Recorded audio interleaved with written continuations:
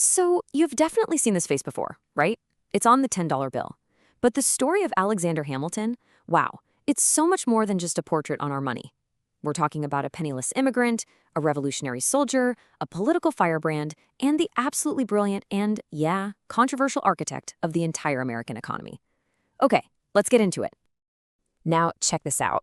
This quote comes from one of the sharpest diplomats in European history. He puts Hamilton above Napoleon Bonaparte. I mean, think about that. How does a guy who never led a country, never commanded a massive empire, earn that kind of top-tier praise? Well, that question is really the key to understanding his whole story. You know, Hamilton's journey is probably one of the most improbable in all of American history.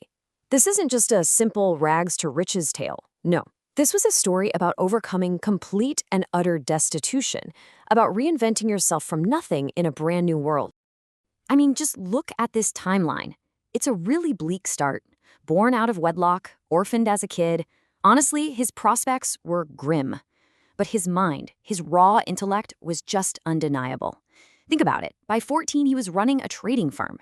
But it was his powerful writing, a super vivid description of a hurricane, that became his ticket out. It got him a scholarship to New York. All that early chaos, it just forged this incredible, unstoppable ambition. So he arrives in America right on the brink of a revolution, and he doesn't just sit on the sidelines. No way. He throws himself right into the cause, first with a sword, and then, far more devastatingly, with his pen. His military career was just meteoric. He quickly becomes an artillery captain. But his real value?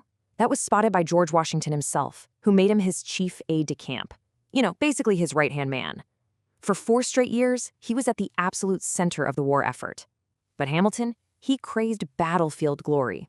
And he finally got a shot, leading a decisive bayonet charge at Yorktown that really helped end the whole war. But winning the war was one thing. Building a nation was something else entirely. The new country was literally on the verge of collapse. It had no power to tax, its currency was worthless, and it was drowning in war debt. It was a nation in name only. So what's with this number 51? Well, it shows just how huge Hamilton's influence was. To convince Americans to ratify a new, stronger constitution, a series of 85 essays were written called the Federalist Papers. James Madison wrote 29, John Jay wrote 5, and Hamilton, he wrote a staggering 51 of them. He literally argued the new government into existence. All right, so the Constitution is ratified. President Washington gives Hamilton what is arguably the most difficult job of all, Secretary of the Treasury. His task was, well, basically to create a modern economy from scratch. No big deal, right? And this was the fundamental challenge. The United States was a financial laughingstock. To survive, it had to be taken seriously on the world stage, and that meant getting its financial house in order. And Hamilton? He had a plan. A really bold, and as it turns out, deeply controversial plan. His plan had 3 huge parts. First, he said the federal government should assume all the war debts from the states. This would bind everyone to the new government, but more importantly, it would prove to the world that America pays its bills. Second, he wanted a national bank to stabilize the currency and manage credit. And third, he planned to use tariffs to protect and encourage American manufacturing. It was a complete vision for a commercial and industrial superpower. But hold on, was a national bank even constitutional? Critics like Thomas Jefferson screamed, no! They argued the Constitution didn't explicitly grant that power. Hamilton's counterargument was pure genius.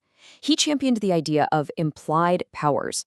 He basically said, look, if the Constitution gives the government a job to do, like managing an economy, it must also give it the tools it needs, even if they aren't spelled out.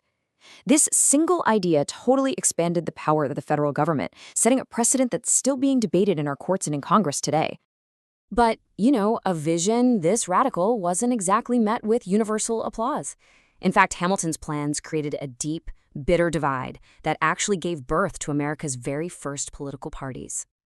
So on one side, you had Hamilton's Federalists. They saw an industrial America with a powerful central government, a flexible constitution, and strong ties to Britain.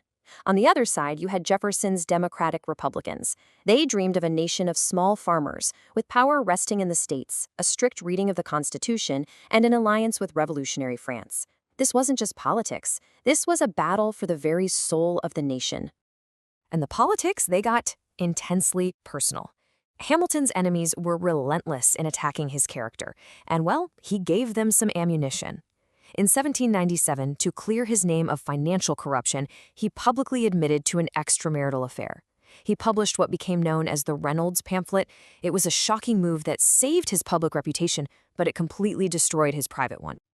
This relentless political warfare, combined with a rigid personal code of honor, would ultimately lead to a tragic and violent end for Alexander Hamilton.